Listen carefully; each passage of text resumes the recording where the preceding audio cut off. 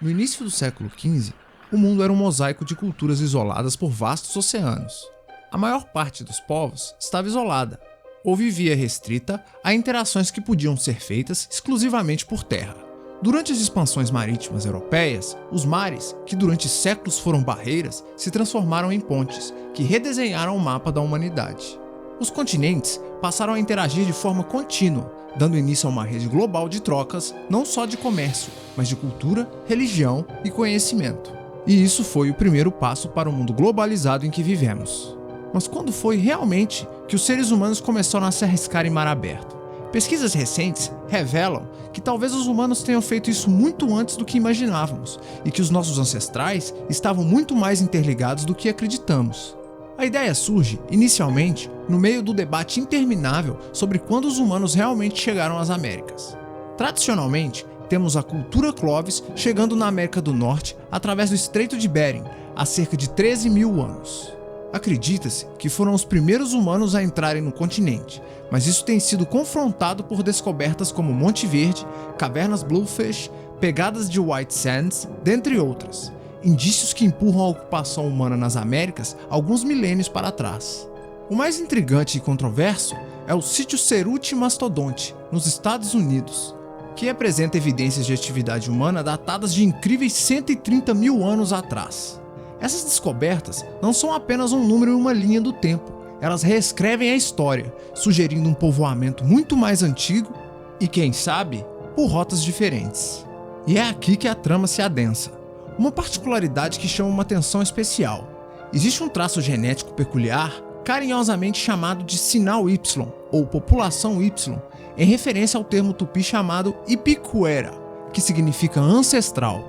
O fator é encontrado em populações indígenas da Amazônia, da costa oeste da América do Sul e em povos da Austrália, Nova Guiné e algumas ilhas da Melanésia, com milhares de quilômetros de mar aberto entre elas. Só que, considerando a narrativa convencional, esse contato seria impossível na era pré-histórica.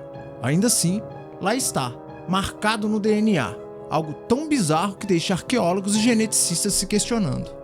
A teoria mais aceita para explicar isso é que esses povos gradualmente migraram da Austrália para a Ásia, passaram pelo Estreito de Bering e depois desceram até alcançar a América do Sul. O que parece ser bem plausível, certo? Entretanto, temos um grande porém nessa rota. Esse traço genético, conhecido como sinal Y, só aparece na América do Sul. Não é encontrado em nenhum lugar da América Central, nem da América do Norte, nem da Ásia. Se essas pessoas foram gradualmente migrando por essa rota, seria esperado encontrar esse marcador genético pelo caminho, pelo menos em algum ponto da rota. Mas não, aparece apenas ali e ali. E isso indica algo surpreendente. Se a rota de migração mais aceita está fora de questão, o que parece forçoso concluir, devido à total ausência desse traço genético comum por todo o trajeto, sobra apenas uma hipótese: uma jornada através do oceano. Mas como pessoas da pré-história enfrentaram as ondas gigantescas que há no Oceano Pacífico? Primeiramente, é preciso destacar que o nosso entendimento sobre como os humanos antigos lidaram com o mar mudou drasticamente nas últimas décadas. Durante anos, historiadores acreditaram que viagens marítimas não haviam sido dominadas até a expansão da Austronésia, por volta de 3.000 a 1.500 anos antes de Cristo, quando hábeis povos navegadores foram navegando de ilha em ilha através da Micronésia. Qualquer coisa antes disso era vista como impossível. Os oceanos eram vistos como barreiras, não como caminhos. Os primeiros humanos, supostamente, estavam presos à terra e às margens dos mares, devido à falta de tecnologia necessária para viagens ao mar aberto. Contudo, essa visão começou a mudar na década de 90, quando descobertas arqueológicas revelaram que os Homo sapiens alcançaram o antigo megacontinente de Sahul, uma grande porção de terra que hoje é a Austrália, Tasmânia, Nova Guiné e as Ilhas Aru, há 65 mil anos atrás. Isso significa que eles tiveram que encarar 100 quilômetros de mar aberto muito antes do que acreditávamos possível. Mas não para por aí. Nas últimas décadas, surgiram outras evidências de que não só os Homo sapiens, mas outros hominídeos, como o Homo erectus, podem ter atravessado os mares há centenas de milhares de anos atrás. Em Creta, na Grécia, ferramentas de pedra encontradas perto da aldeia de Pláquias datam de pelo menos 130 mil anos atrás, apontando para travessias marítimas intencionais. A mesma coisa ocorre na ilha de Naxos, onde indícios revelam que hominídeos atravessavam o mar há mais de 200 mil anos atrás.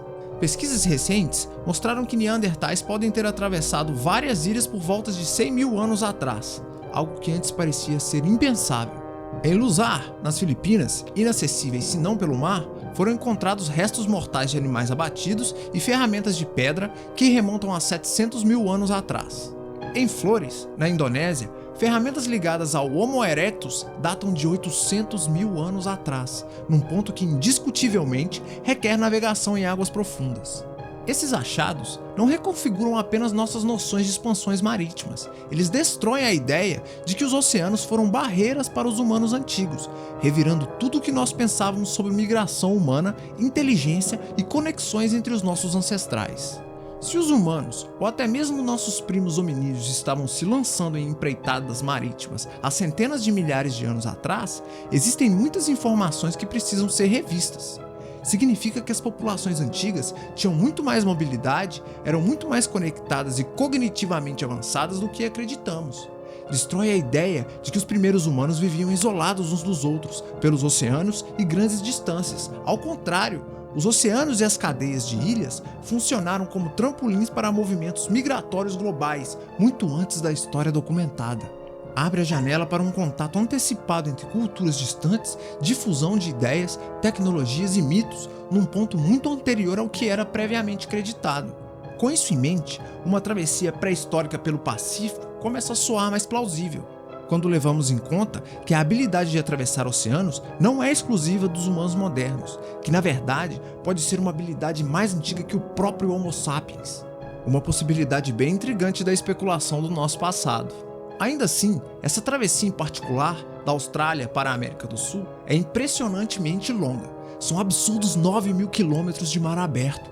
Como isso poderia ser possível? Existe uma possibilidade que torna isso factível.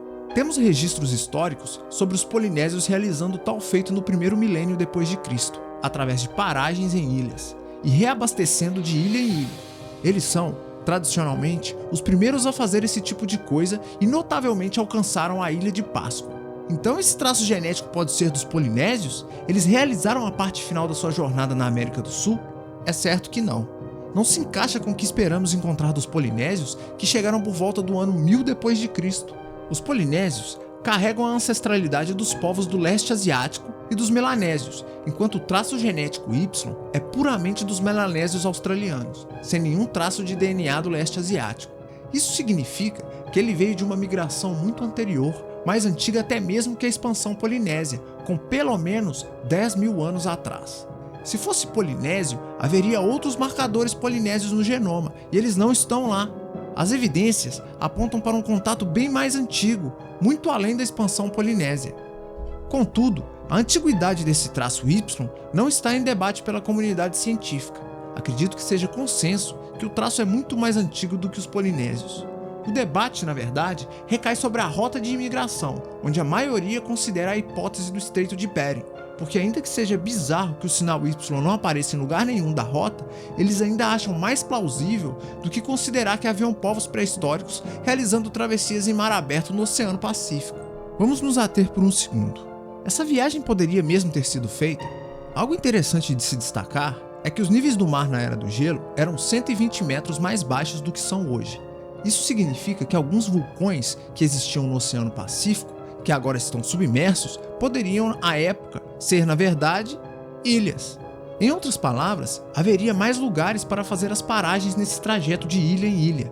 Até onde sabemos, os polinésios fizeram isso com uma tecnologia relativamente básica, com canoas de velas duplas e velas tecidas, usando as estrelas para se localizar. Então, considerando que nós sabemos que humanos estavam desbravando os mares há centenas de milhares de anos, houve bastante tempo para desenvolver habilidades de navegação. Por isso, é possível que estejamos deixando passar outra cultura antiga que conseguiu efetuar essa jornada numa época ligeiramente mais acessível? Será que algum povo esquecido colonizou aquelas ilhas através desse grande arquipélago em cadeia, incluindo a América do Sul, num período absolutamente remoto da pré-história? Se isso for verdade, vai mexer com os pilares da nossa história. Alcançar a Ilha de Páscoa não foi tarefa fácil. É praticamente impossível que tenha sido por acaso. Trata-se de um ponto minúsculo no vasto oceano aberto. significa que, se uma cultura antiga conseguiu chegar lá, talvez eles tivessem uma capacidade de navegação bem além daquilo que acreditamos possível. Pelo menos igual ao dos polinésios, que dominaram os mares à maneira deles. Assim, considerando a ausência do traço genético por toda a rota terrestre, os antigos indícios de navegação humana em mar aberto e as expansões polinésias, seria plausível arguir que algum grupo, algum povo, talvez tenha conseguido atravessar essa distância muito, mas muito antes do que imaginávamos, alcançando não apenas a Ilha de Páscoa, mas também a América do Sul. Soma-se a isso as gritantes inconsistências históricas na linha do tempo da Ilha de Páscoa. De acordo com as estimativas, os polinésios chegaram à ilha por volta de 1200 d.C.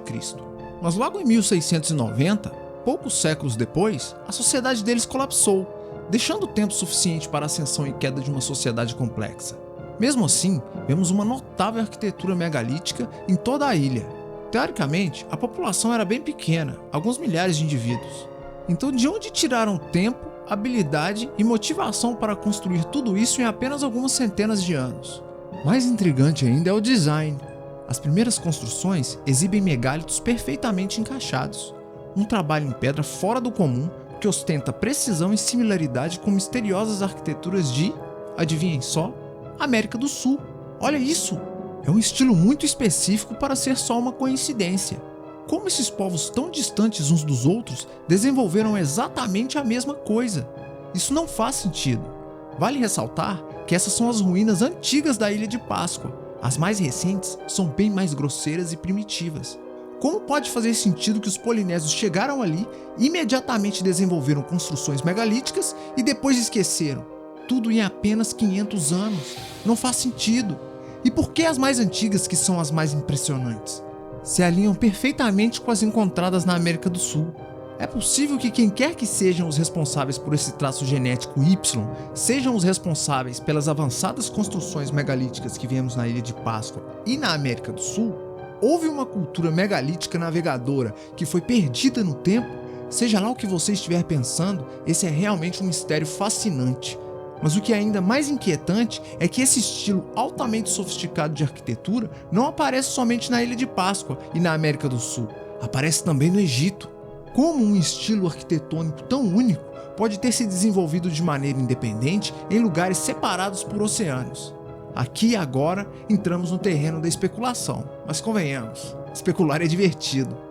Considerando que humanos realizaram travessias em mar aberto há centenas de milênios atrás, é possível que estejamos deixando passar alguma civilização pré-histórica muito, mas muito mais avançada do que imaginamos? Uma civilização que tenha sido capaz de viajar longas distâncias através do mar e deixado suas marcas pelo mundo? A natureza peculiar desse alto nível de arquitetura e sua incidência em povos separados por grandes oceanos é uma interrogação enorme que a arqueologia e a história ainda não explicaram. Estamos diante dos ecos de uma sofisticada civilização perdida? Não dá realmente para concluir que isso seja um fato.